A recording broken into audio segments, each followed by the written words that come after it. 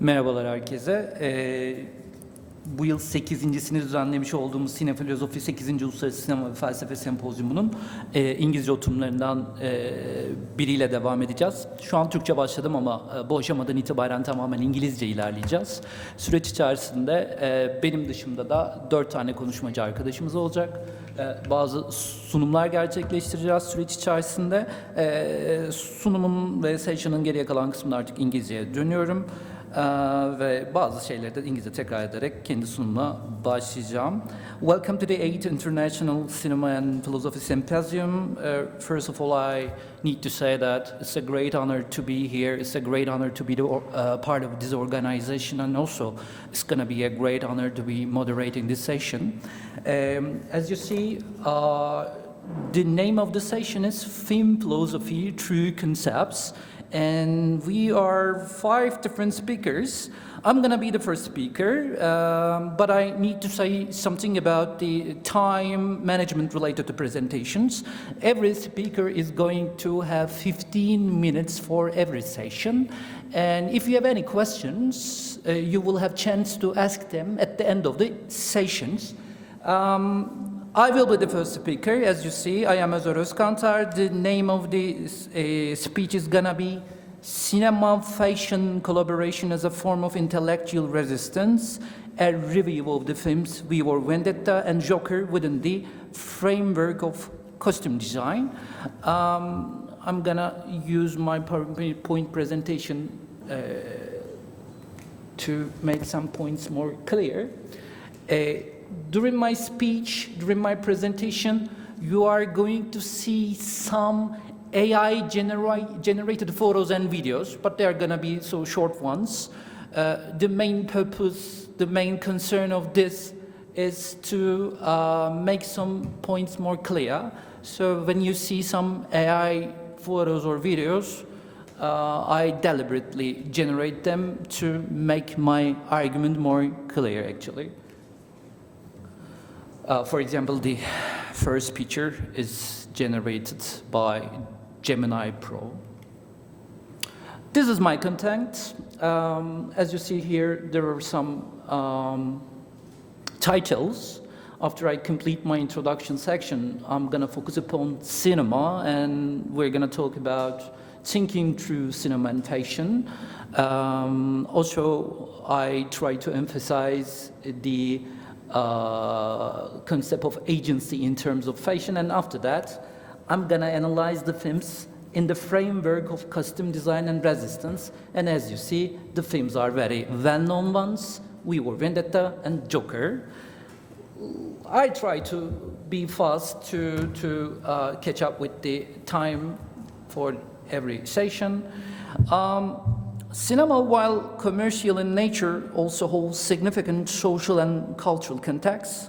As such, it is an art form capable of developing oppositional narratives through its own unique codes and multi-layered storytelling techniques, which they often present these narratives in layered forms by integrating other symbolic systems. This powerful structure, which are grounded in socio-cultural, economic, and societal transformations, enable cinema to intersect with other arts, cultural constructs, and other forms of design, actually. Within this framework, fashion emerges as one of the most crucial domains from which cinema draws inspiration in terms of design, culture, and artistry. Indeed, cinema and fashion can come together to create powerful images related to social cause. Moreover, this collaboration can sometimes establish a sort of space for agency through some images, while at other times it can open up a strong space of resistance against domination and ideological narratives. In this context, the main concern of this study is to reveal how the collaboration between cinema and fashion creates a subversive and alternative form of resistance by focusing upon the 2 very well-known Hollywood productions, which are named Vendetta and Joker. But before the film analysis, as I said before, I'm gonna focus upon some important themes related to cinema. I mean, descending cinema. I mean, political cinema. Let's look at them. As you know, cinema has long functioned not solely as a medium of entertainment, but it's a potent instrument of political resistance, ideological contestation, and cultural dissent. As a mass art of form capable of reaching diverse audiences, the cinema, has a potential ability to challenge dominant narratives, expose systems of power, and create alternative imaginaries that contest the status quo. Scholars argue that cinema's political role emerged from its dual capacity to represent reality and simultaneously reframe it by positioning the medium as an arena where social struggles are articulated, visualized, and reimagined. Beyond explicitly political movements, resistance emerged through cinema's aesthetic choices, like avant-garde and experimental filmmakers often challenge normative visual regimes by disrupting narrative coherence, modifying temporal structures, or distorting spatial perception. And also I have to say something different here. By refusing conventional modes of storytelling, descending films reveal how aesthetic strategies can unmask ideological operations and open new pathways for critical spectatorship. Another point worth mentioning is that related to my topic is, cinema as a form of resistance lies in its power to reconfigure how individuals perceive reality, authority, and collective identity, whether through direct political critique or subtle aesthetic subversion. Descendant cinema disrupts dominant systems of meaning and opens imaginative possibilities for social transformation. As an art form rooted in visual storytelling, cinema remains an enduring medium through which resistance can be expressed, circulated, and mobilized. When we focus upon another title, we may have a chance to understand what I try to say. For the film analysis, Thinking Through Cinema and Fashion is the title that I really give importance for this presentation. Indeed, fashion in its most critical dimension is not simply a system of trends, but it's a language of form, a fabric, a silhouette, an embodiment. Therefore, clothes articulate what is allowed to be seen and what must be concealed. So clothes negotiate cultural expectations by surrounding gender, sexuality, race, class, and ability. Cinema, meanwhile, amplifies these negotiations by placing dress bodies into movement, narrative, and affective rhythm. When fashion enters cinema, it is no longer anchored to the still image. It turns into something different. So fashion dissolves into gesture, friction, failure, and possibility. And indeed, this is where resistance emerges. Indeed, cinema intensifies fashion's resistant capacities by staging bodies in relational contexts, bodies in conflict with their environments, bodies refusing to behave as expected, or bodies asserting presence through exaggerated style, minimalism, or deliberate excess. Indeed, the conjunction of cinema and fashion produces a kind of friction. This friction is productive. It generates new ways of imagining the self, the communal, and the political.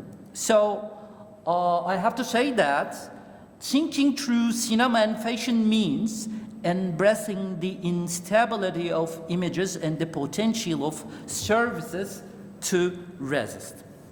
When we look at the title named Fashion and Agency, actually I'm gonna emphasize the same point with a different way.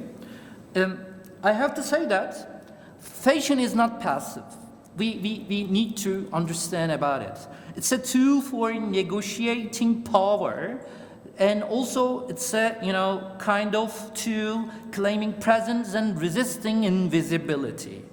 Through clothing, individuals and groups can open new spaces of expression, identity, and political meaning, which turns the body into a site of agency rather than a regulation. And the costume design actually serves what I try to say. The intersection of cinema, fashion, and costume design reveal how visual culture participates in the negotiation of social power. So I have to say that clothing here can be understood as a powerful cultural tool which is capable of reinforcing, negotiating, or contesting societal norms and gender roles. And the argument here, actually, that I really want to stress is costume design also carries the potential to resist established norms. For example, by challenging conventional representations of femininity, masculinity, class, identity, cinematic garments, cinematic expression can disrupt entrenched cultural codes.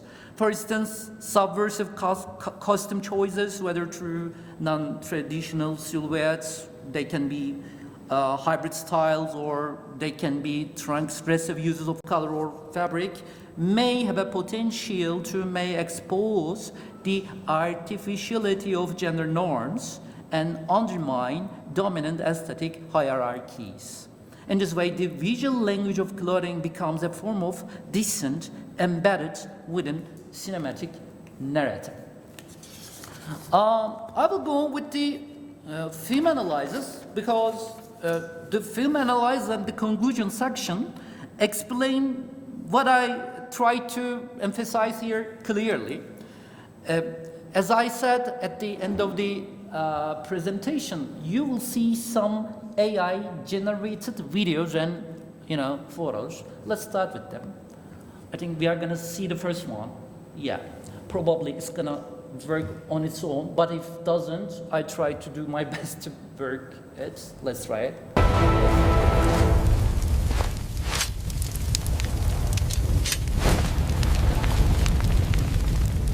Let's watch it again. Sorry.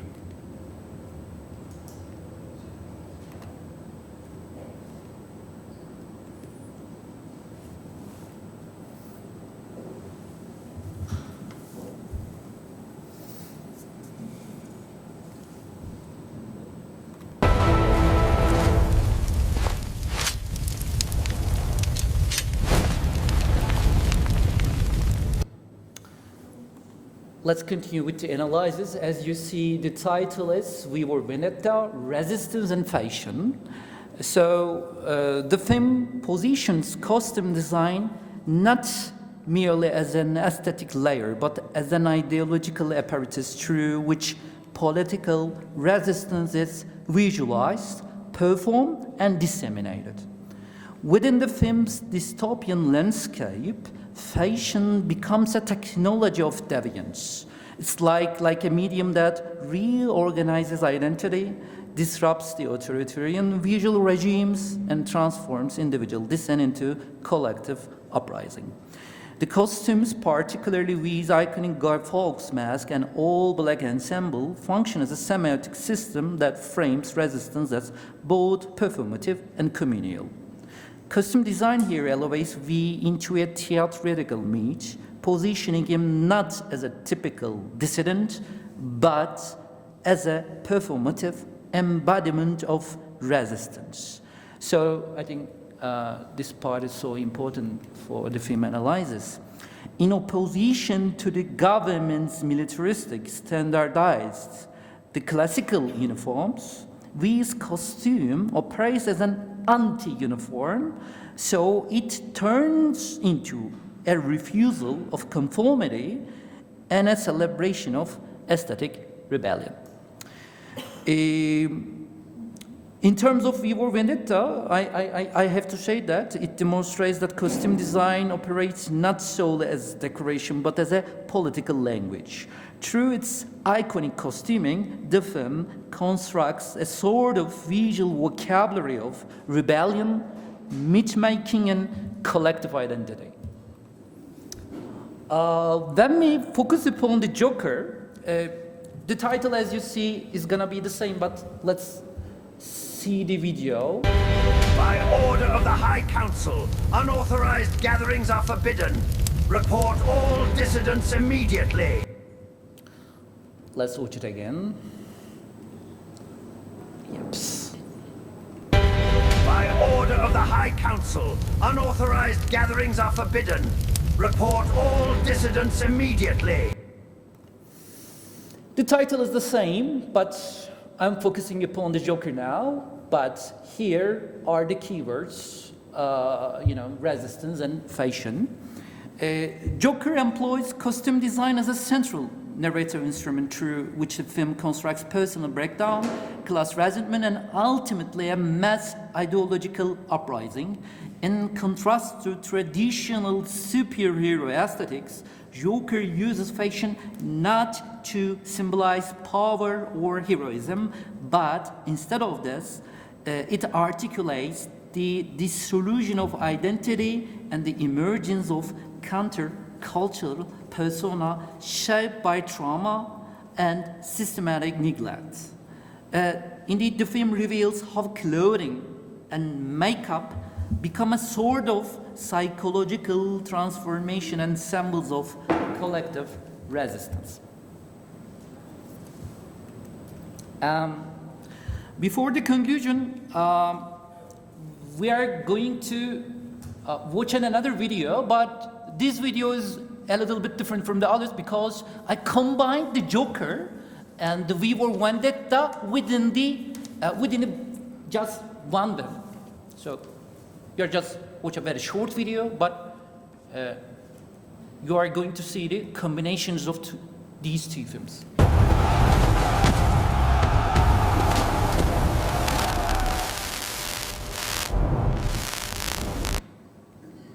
I will do the same, and we're going to watch it again.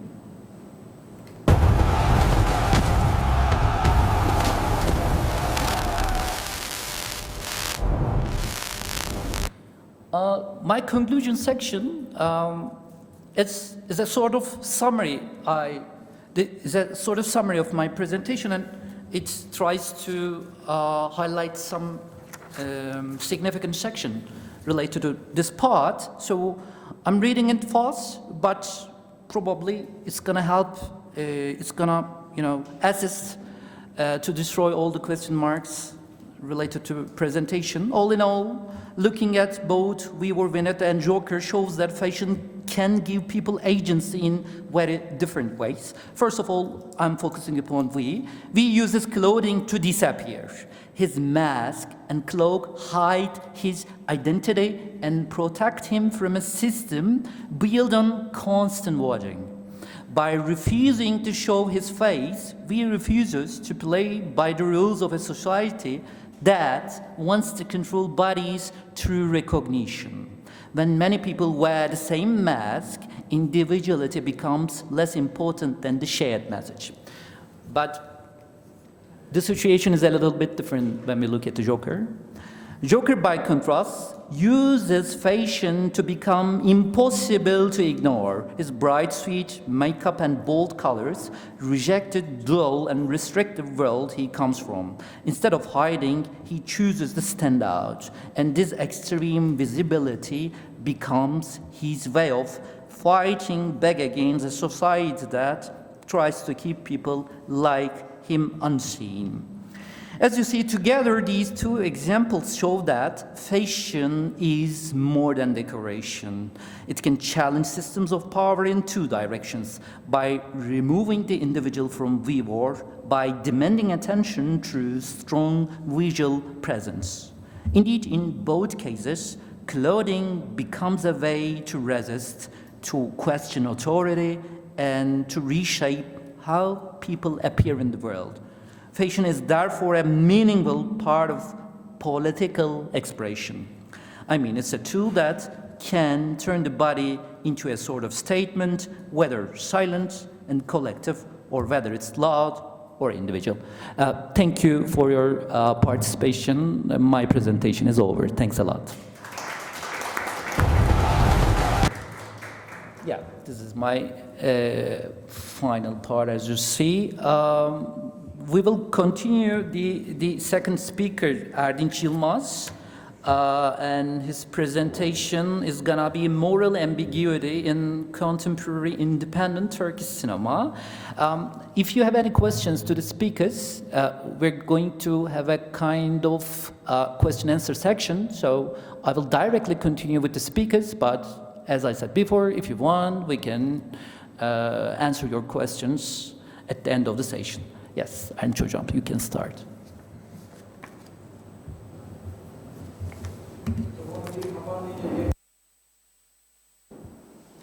Merhabalar, hepiniz hoş geldiniz sempozyumumuza ve sunumumuza.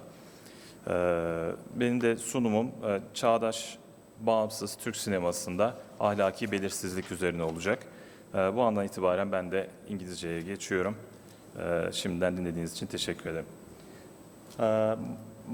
My presentation holds the title Moral Ambiguity in Contemporary Turkish Cinema. In this presentation, I will try to argue moral ambiguity as a dominant mode in recent Turkish cinema, especially independent Turkish cinema. Also, I think that Iranian cinema has a lot of moral ambiguous thoughts and meanings. But here in this presentation, I will only have two sample films, Burning Days and Hesitation Wound, about Turkish cinema. Okay, I will start with the introduction. Contemporary independent Turkish cinema has emerged as a distinctive site for exploring the complexities of ethics in the 21st century. Moving away from traditional moral dichotomies, many recent films present characters and situations that resist definitive judgment, compelling viewers to inhabit a space of uncertainty. This shift toward moral ambiguity reflects broader philosophical concerns about the instability of ethical frameworks in an era marked by sociopolitical tension, institutional distrust, and increasingly fluid social identities. As cinema mirrors and shapes ethical experience, these films offer a good example for examining how moral uncertainty is constructed narratively and content-wise, and how audiences in turn negotiate their own moral positions when confronted with unresolved ethical conflicts. This presentation investigates the ethical strategies deployed in two important works of contemporary independent Turkish cinema, which are Burning Days by Emin Alper and Hesitation Wound by Selman Nacar. Both films were made very recently in 2022 and 2023. Each film situates its protagonists within environments characterized by incomplete information, contested truths, and competing moral claims. Prosecutors, lawyers, and teachers, who are figures traditionally associated with institutional authority, find themselves in situations where professional roles offer no clear ethical guidance. In these films, the burden of moral choice becomes a central dramatic force. To illuminate how these narratives operate as ethical provocations, the study draws on a philosophical framework that includes Jean-Paul Sartre's notion of the anguish of freedom and Kierkegaard's emphasis on subjective ethical choice. These thinkers articulate a view of ethics as an unstable, open-ended process, a perspective that resonates strongly with the cinematic worlds crafted by Alper and Nacar. By engaging with these philosophical ideas, the paper examines how moral ambiguity functions as a means of prompting ethical reflection and discomfort. Ultimately, the study argues that moral ambiguity in contemporary Turkish cinema serves as an ethical challenge to the spectator.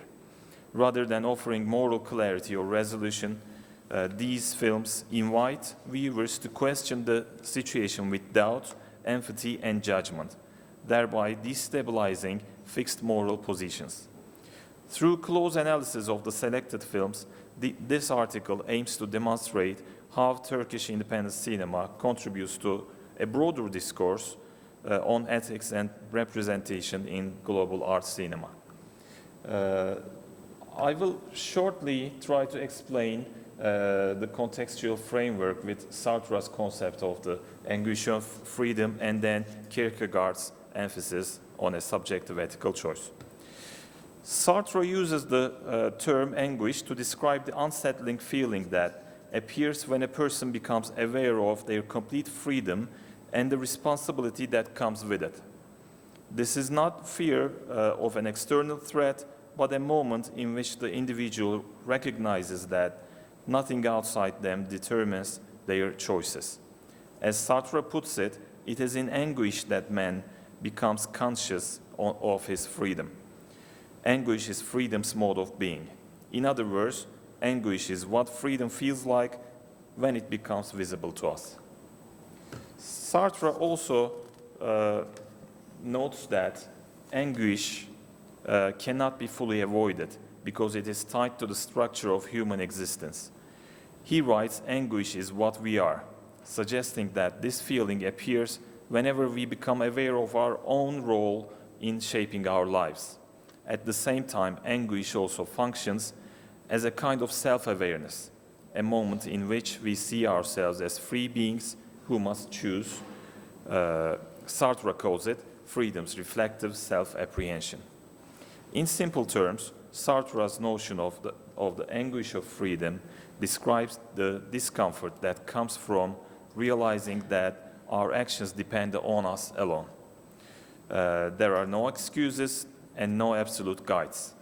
This realization can be disturbing, but for Sartre, it is also the starting point of genuine responsibility. And now we will move on to Kierkegaard's ethics.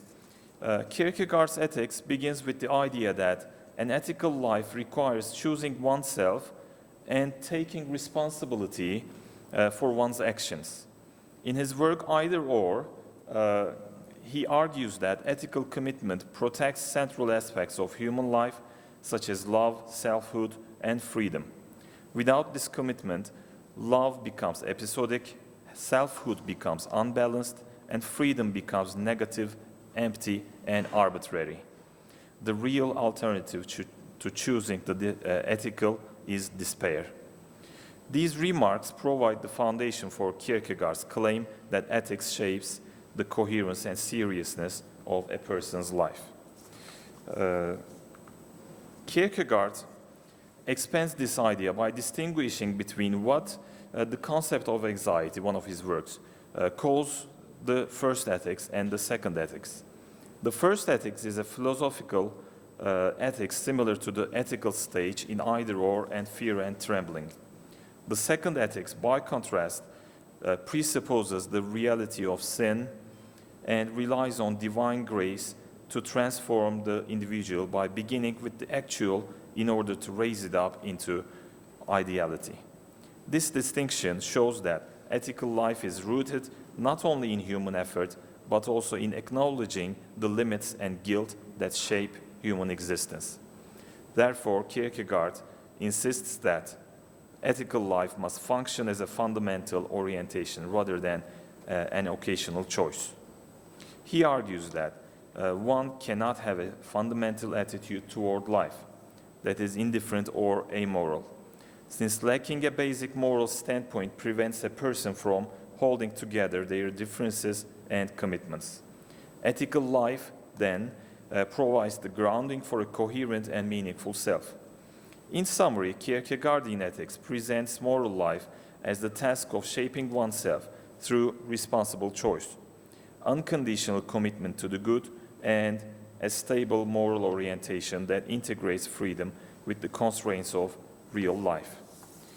Now I want to move on to the findings. I will start with the analysis of hesitation wounds.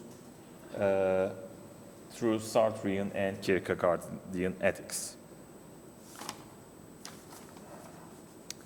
Salman Najar's Hesitation Wound offers a compelling portrait of a lawyer, Selma, whose daily life becomes an arena of ethical conflict and existential pressure.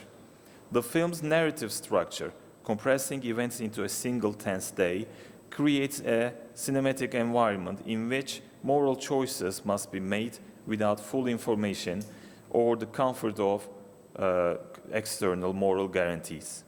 This makes the film especially suitable for the interpretation through Sartre's concept and Kierkegaard's understanding of ethical selfhood. From a Sartrean perspective, Selma's experience embodies the unsettling realization that she is fully responsible for her actions, both in the courtroom as a lawyer and her mother's hospice bed as a daughter. Sartre argues that anguish is freedom's mode of being and appears when one recognizes that no external authority, law, morality, or social norm can ultimately guarantee the correctness of one's decision. Selma repeatedly confronts this unsettling freedom. In the trial, she must defend a client whose guilt is uncertain and whose fate depends heavily on her choices, strategies, and emotional self-control.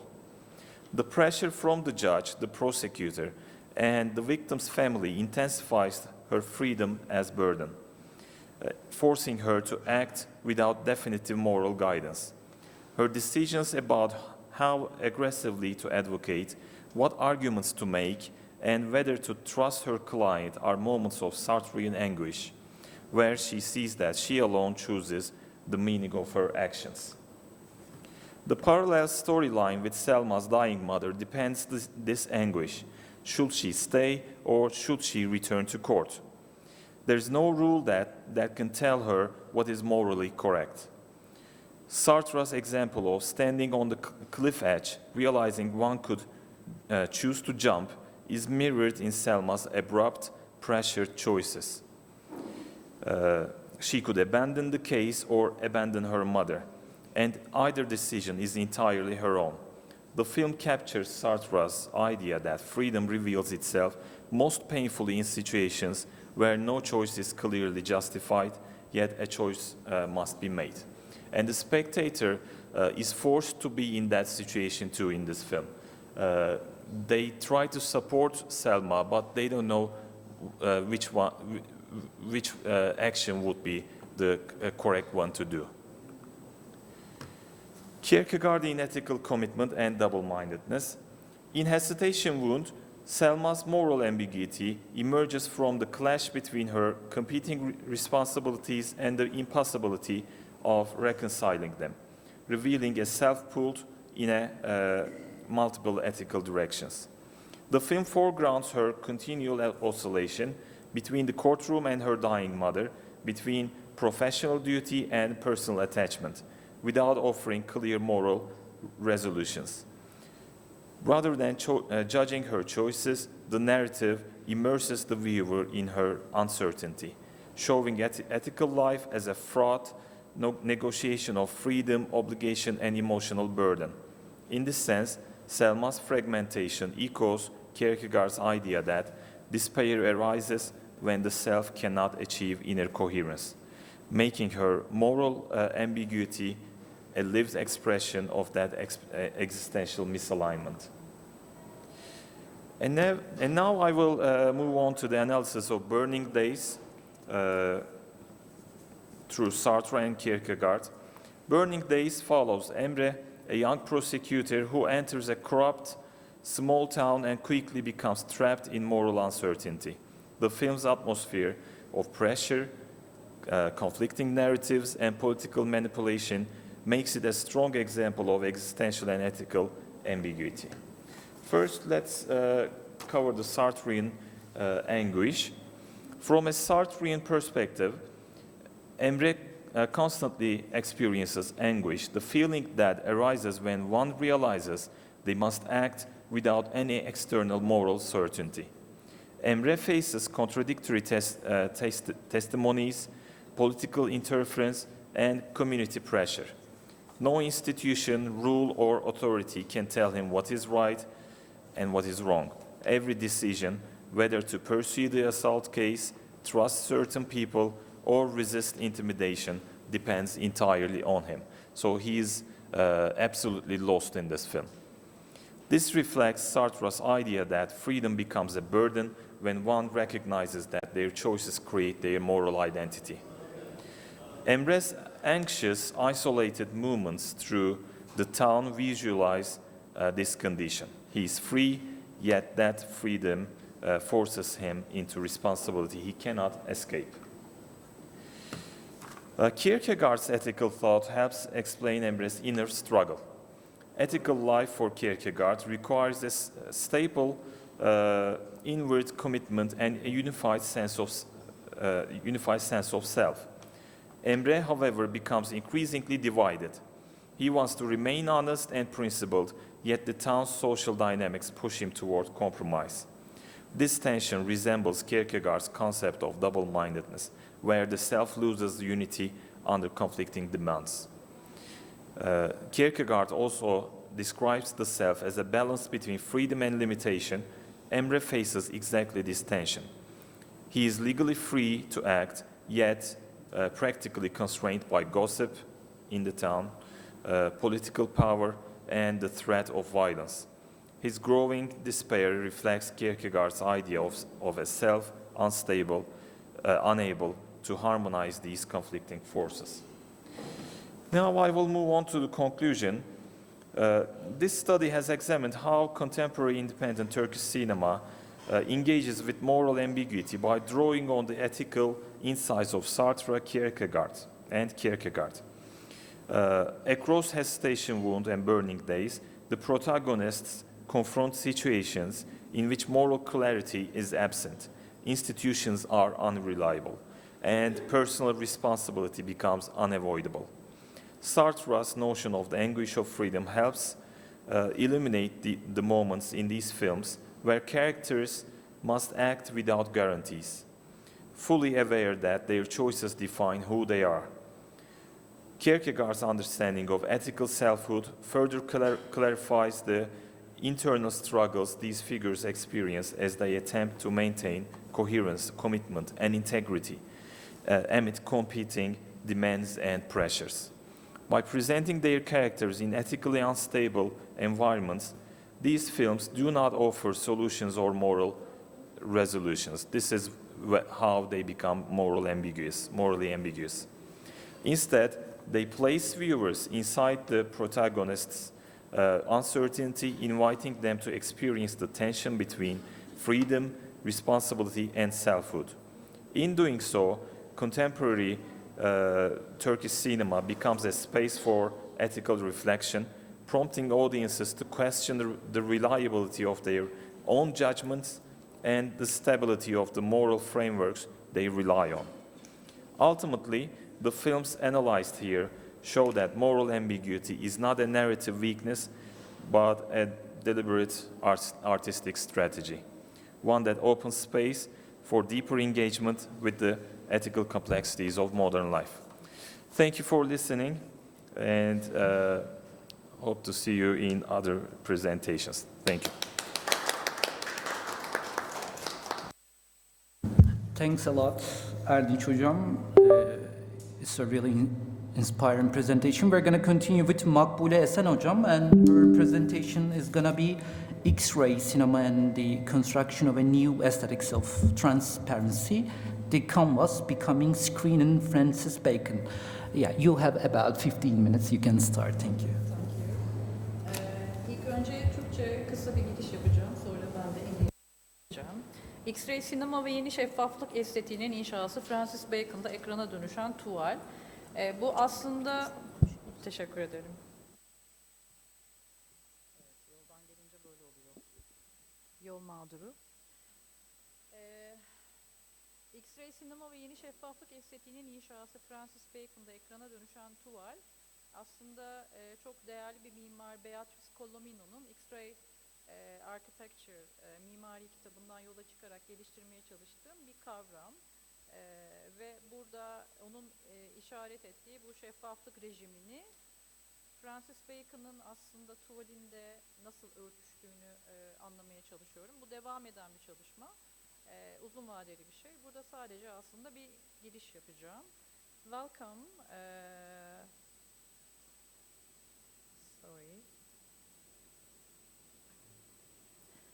My speech is about X-ray cinema and the construction of a new transparency aesthetic, the canvas turning into screen in Francis Bacon. The first image ever taken with X-ray, and X-ray, that hand it bones, you can see the bones, yes, and the dark gleam of the wedding ring is the earliest witness of the invisible. On December 1895, William Röntgen published an article, and that object behaved under X-rays, like turbid media under light. And transparency is no longer a surface effect, but an ontological condition of matter. All bodies possess the same transparency, only in a different degrees. Thus, the very notion of visibility is irreversibility, altered the human body, architecture, the world itself are transparent from the beginning. Yes. As Beatrice Colomino observed, this rupture became fundamental to the medical space of modernity. Transparency is less about openness and more about surveillance from the X-ray architecture. The screen is no longer a reflective surface. It became the most intimate witness of the interior. In 1939, volume Positioning in Radiography is a clinical atlas of the body under X-ray. The exact angle of the beam, the correct stabilization of the limb, the pose that will best reveal the inner configuration of tissues. What appears technical is in fact the protocol visual of ontology. Suppress the interior, reveal the interior. Yes, you see the William Röntgen and its wife hands with a ring and the X-ray architecture. The figure in Francis Bacon painting echoed this clinical regime. Yes, you can see this. And photograph and the film feel to me like they have already attacked the thing before I look at it. Photography is something that occupies me constantly, something I cannot expel from my mind. Bacon, Sylvester interviews. Bacon transposed the stabilizing devices of positioning in radiography onto the canvas. His figures seen strapped to the dentist's chairs, suspend me, hooks, enclosed in cage-like frames. There is no flesh, only members, no form, only deformation. Edward Muybridge, and this is the book of, I try to define and my concept, X-ray cinema, X-ray architecture, Beatrice Colomino. And Muybridge, the human figure in motion, operates as Bacon dictionary of movement. You can, where is the, yes, and this is triptychs from Muybridge, and from Bacon, deformation, these movements of motion operates as Bacon dictionary of movement. These books may be at the root of my ability to paint in series. Muybridge, step-by-step anatomy of motion becomes in Bacon's hand, an optical unconscious, a haptic cartography embedded in the patent surface. Like this, we call it as triptychs. This is the threshold of X-ray cinema. The frame is not merely a visual cut, but the tactical surface of pellicle corporalis. A pellicle corporalis is a concept that I create. It's about the body and surface and the screen is connected. And at the end of my speech, I will try to read the X-ray manifesto and pellicle corporalis. The image does not simply show it touched the viewer, becomes less an observer than a body that the image brush against. Transparency becomes not an ideology, but mode of wanting. One of the most distinctive features of this fluorescent surface, a thin layer of barium and platinum, was its ability not only to capture the light, but also to register the latent vibration of time and the body from the Wilhelm Röntgen. Yes. As Beatrice Colomino extensively discussed in X-ray architecture, this aesthetic of transparency not only deconstructs the inside and outside, the community of architecture, but also redefines the very concept of the screen and our relation to the surface. And my paper, and this paper, seeks to trying to understand Colomino's notion of a new aesthetic of transparency and the relation to the screen as X-ray cinema, and drawing impression from clinical positions, bodily placement published in Positioning in Radiography, the Clark books.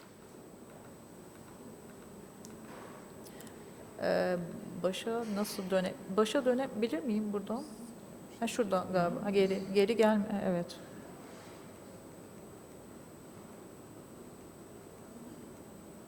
Yes. This is the book of Clark's. Bacon constructed some of his work around as diagrams. In his triptychs, bones, facial nervous, muscle fibers became visible from within, thereby materializing this aesthetic of transparency. Yes, there is the triptychs and one of them. Bacon restaged the clinical positions from Positioning in Radiography. Upon his own canvas figures appeared strapped to the dentist's chair, suspended from meat hooks, or confined with cage-like structures. These mechanical fixtures range from the naturality of the radiographic techniques and transpose into the chair space of violence and desire. Here the canvas became a screen, paint became cellulite, and the figure itself, pellicle corporalis. The conceptual framework of this speech, radiographic transparency, following Röntgen and Colomino, transparency is understood not as openness, but as a condition of penetrability, where visibility becomes a form of control. And the second one, diagnostic vision. Cinema is reframed as an apparatus of diagnosis as a visual machine that probes the invisible strata of bodies and architectures. And pellicle corporalis is my concept that I create the connection between the body, screen, Francis Bacon and Deleuze, and there is a background of a lot of kind of reading, Antonin Artaud, especially the early cinema theoretical background, and Jean Epstein also, pellicle corporalis, and there is something extraordinary. What I say about pellicle corporalis, the film strip became skin tactile archive that stored trauma, vibration, and gestures, and haptic cartographies also. Then, at the end of this speech, I try to create an X-ray manifesto, and I'm trying to read this manifesto because it's a too long presentation and becoming to the an article. Yes, X-ray cinema manifesto. The image is not seen, is touch. Cinema begins when light enters the skin, not the eye. Çok özür dilerim. Şu şey var, evet. Ya onu eklemedim. O yok orada. Biraz merak edin. Evet. Orada olmayacak şeyler var. Evet. Transparency is not clarity, it is penetration. Every image is already an ancient. The frame is diagnostic field. To film is palpate, to probe, and to expose. Flesh dissolves into the memories. What appears as a surface is always an interior under stress. Cinematic cuts is an anatomical cut, editing at a surgical gesture. The screen is a second skin, a pulsating pellicle corporalis that store trauma, vibration, and intensity. Movement is not continuity, but a stratification. My bridge know that motion is a sequence of microwounds. The radiographic body resists narrative. It does not tell stories. It leaks intensities.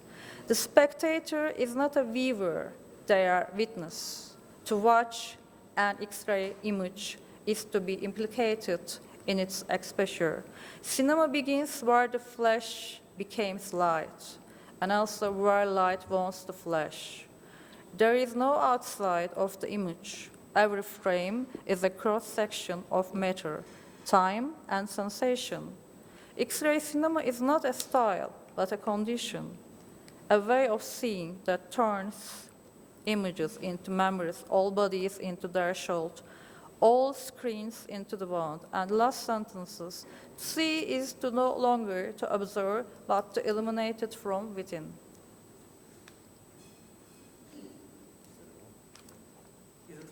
Yes.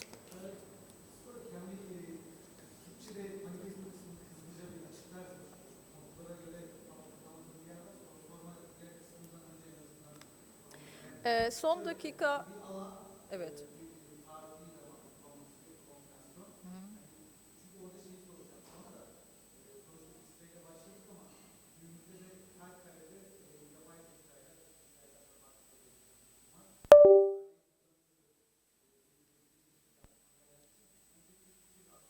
Tabii, yani şimdi şöyle bir şey, Beatrice Colomino'nun X-ray mimari kitabını okuduğumda çok etkilenmiştim. Çünkü burada bir şeffaflık estetiği diye bir kavramdan söz ediyor.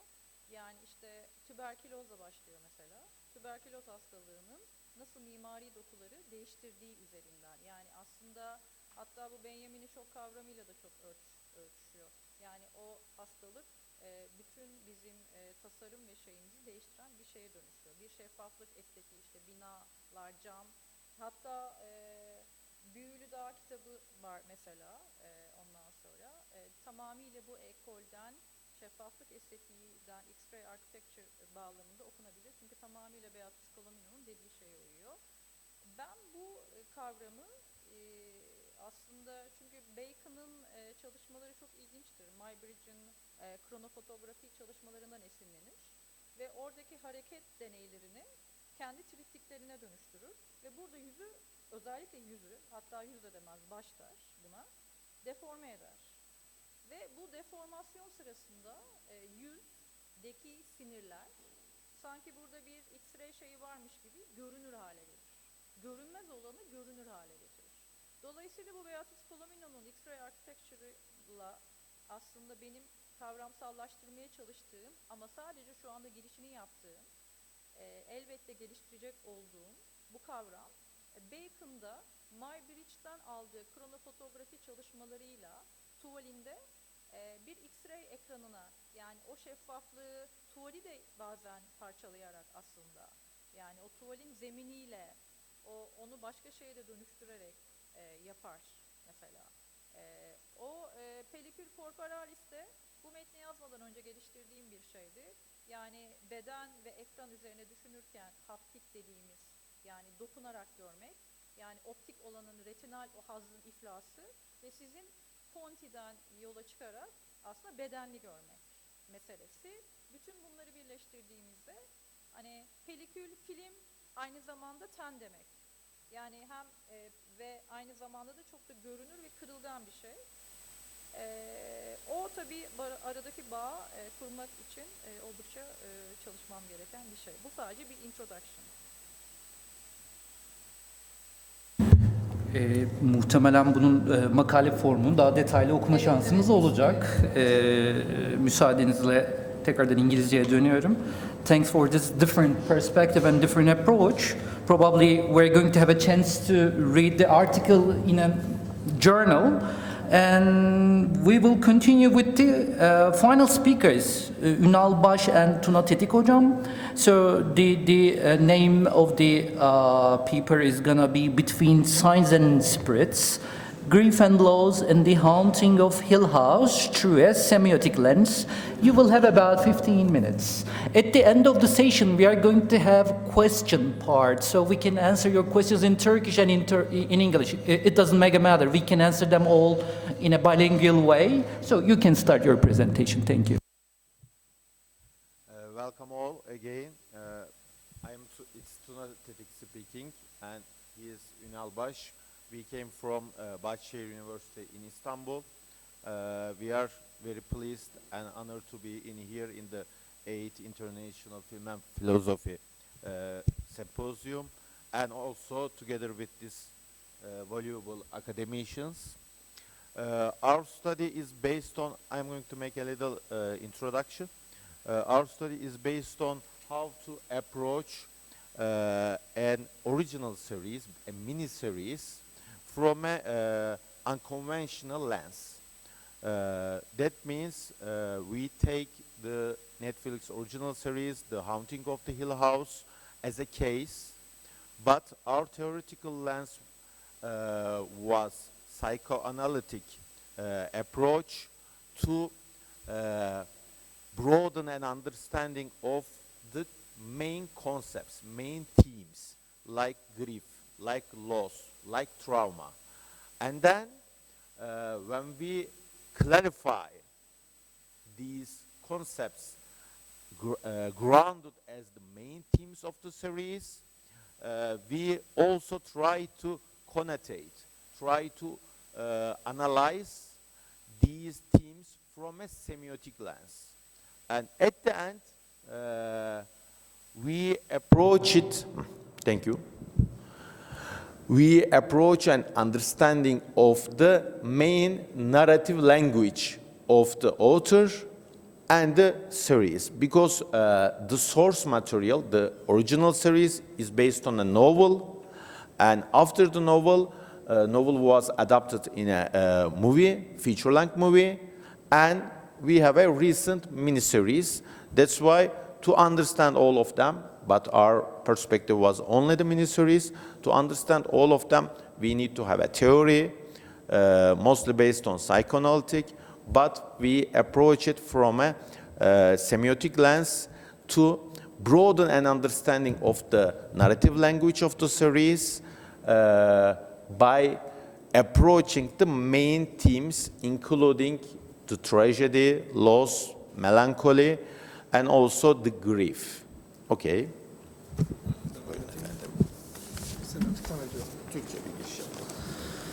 Ya bu konuyu, merhaba Ünal ben. Aslında çıkış noktası ölümün olmadığı yaz üzerinden incelemek istediğimiz bir yerden ele almıştık. Daha sonrasında da bu diziyle birleştirdik.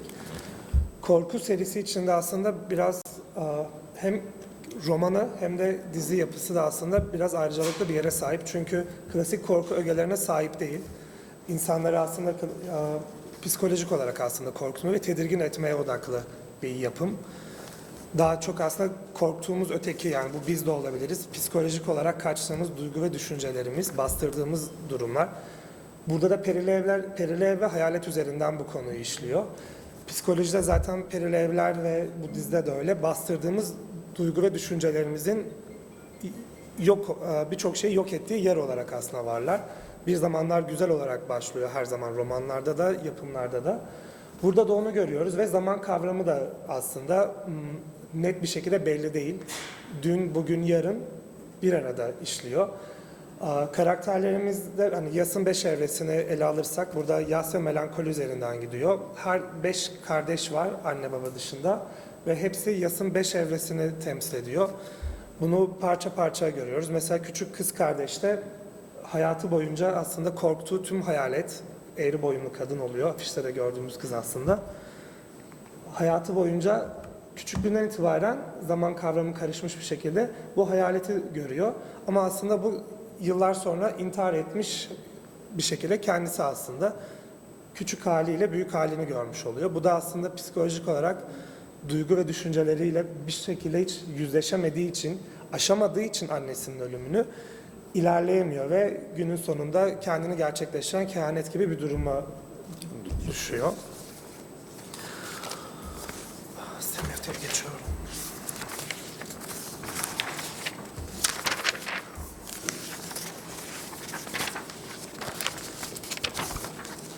Morning is Doğru gidiyorsun. Mourning is the response to the loss of a loved one or a valued entity, while melancholy is often more complex and can take a pathological dimensions.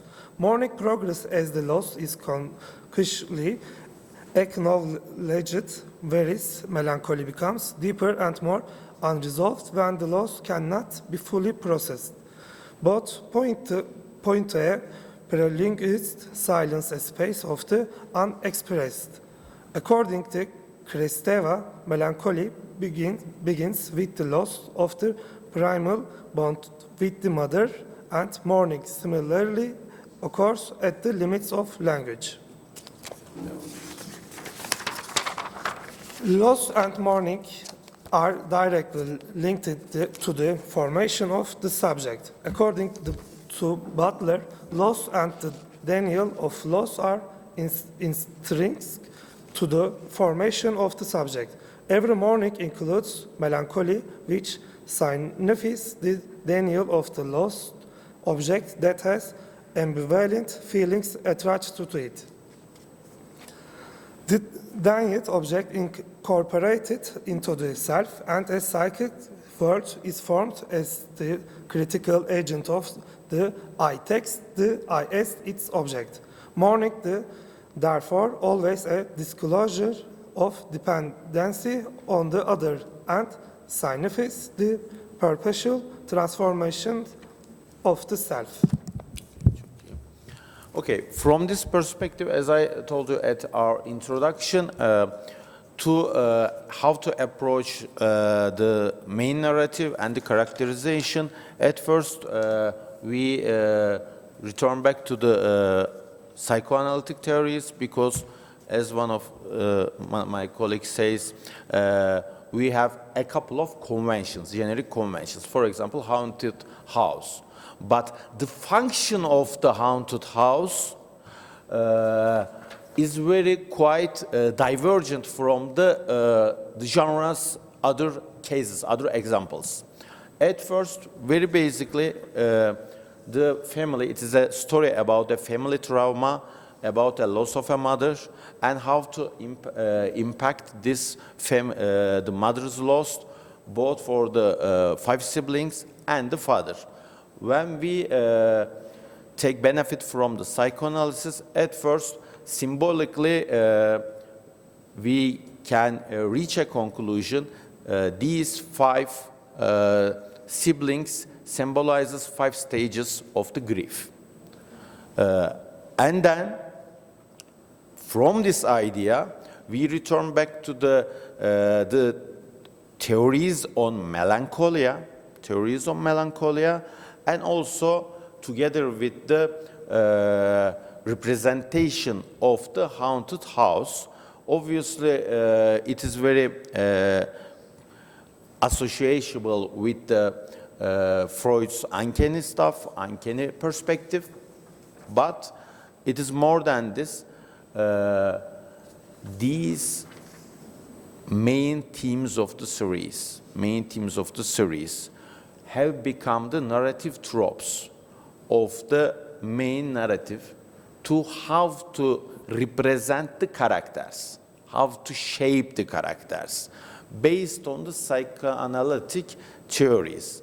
But the way of representation, because we are dealing with a film genre, it's a horror miniseries, it's a TV series, but the genre is so prominent. That's why how to represent this psychoanalytic concepts become semiotically appeared. That's why when the viewer watch it, even in the catalog and the genre description is horror, we also realize, based on these theories, psychoanalytic plus semiotic connotations, the valuable part of the series based on the genre theory. We return to the basics. Because, for example, one of our key sources was Linda Williams on her film theory body genre perspective, the function of both melancholia and also the horror. But when we reach a conclusion, this narrative based on these representation and connotations, it reverses the Linda Williams theory, because all these ghosts comes from the past. The construction of the house, the characterization of the siblings is not for thrilling the audience, is not thrill our body, is not for only the scaring function, is not for the jump scares. In other words, in here, all these conventions comes from the representation is mostly based on the melodrama. Because in many of the mise-en-scène representations of the characters, even the blocking is for dealing with the loss, dealing with the grief, dealing with the 5 stages. That's why we reach a conclusion, okay, it is a horror miniseries which approach and use the conventions which we have already familiar with the other productions, but the function and the representation of these conventions are more easily linked and associated to the melodrama. It is not a horror series, it is not the genre horror, okay, it is the category of it, and you know these subscription video on demand services use the categories more than genre with many different keywords. But the critical part is to get to reach this conclusion, to say Haunting of the Hill House is not a horror miniseries. Haunting of the Hill House is a melodrama. It uses the horror conventions not for our conventional reasons and functions, like many theoreticians who worked on horror, like one of them is Linda Williams, from the perspective of body genre, but these contemporary change from horror to melodrama is based on psychoanalytic concepts and themes, and also we can only analyze these themes from a semiotic lens, because this genre is also so visual genre, the houses, ghosts, the blood, all these visually conventions. That's why semiotic help us to broaden an understanding to how we can approach this series as a case, to understand the generic features of it. Because from the beginning, our main themes was so clear, but one of the main main purpose of the study was correctly describe, correctly approach this series in the film genre, generic terms. Okay. You cannot read the conclusion. Conclusion: The Haunting of Hill House goes beyond traditional horror by using ghosts not merely as frightening figures but as symbols visually characters represent emotions and subconscious. The series invites viewers to engage emotionally and visually with the inner worlds of its characters. Through Hill House and its ghosts, the aesthetic and sensory construction of space, time, and body is highlighted, turning themes of loss, grief, and melancholy into a narrative experienced not only by the characters, but also by the audience. In this way, the series offers a unique example in both horror and film communication studies of how grief and melancholy can be represented aesthetically. Through the Crane family's internal struggles and encounters with ghosts, the experience of confronting loss, the past, and represent emotions is conveyed, allowing viewers to explore their own emotional and cognitive connections. In this way, the series offer, as I told, offer a unique example in both horror and film studies, how grief and melancholy can be represented aesthetically from the lens through the semiotics in the film genre theories. That's why it was considered as a valuable case to also broaden an understanding of the representation of grief, loss, and trauma in film studies.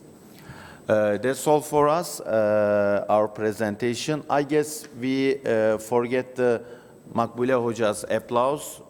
That's why this one can be for both of us. I'm going to direct it. Okay. May I get Of course. Thank you so much. This is the end of the session. Thanks for your participation. I think if you have any questions, we can get them in Turkish or in English. Otherwise, we can complete the session. Sorunuz var mı? Peki. Katılımınız için çok teşekkür ediyoruz. Ayağınıza sağlık. Görüşmek üzere.